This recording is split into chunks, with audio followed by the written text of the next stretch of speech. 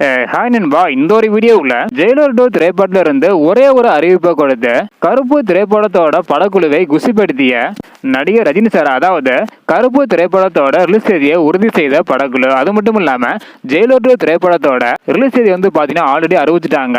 இந்த இரண்டு திரைப்படமே எப்போது வெளியாக போகுது அப்படின்றத வீடியோக்களை போய் டீட்டெயிலாக வந்து பார்த்துடலாம். அதுக்கு முன்னாடி ஜெயிலர் 2 மற்றும் கருப்பு இந்த இரண்டு திரைப்படத்துல நீங்க எந்த திரைப்படத்திற்கு ஈகரா வெயிட் பண்றீங்க அப்படின்றத மறக்காம கமெண்ட் பண்ணுங்க.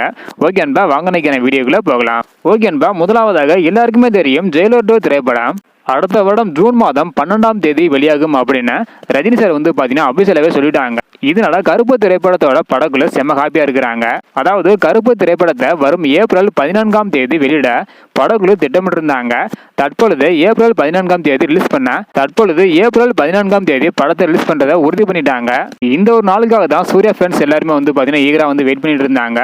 ஸோ ஃபேன்ஸ் மட்டும் இல்லாமல் படக்குழு வந்து பாத்தீங்கன்னா எந்த தேதியில படத்தை வெளியிடலாம் அப்படின்னு நினைத்துட்டு இருந்த டயத்துல தற்பொழுது ஜெயிலர் 2 ஜூன் 12ஆம் தேதியும் கருப்பு திரைப்படத்தை ஏப்ரல் 14ஆம் தேதியும் வெளியிட போறாங்க.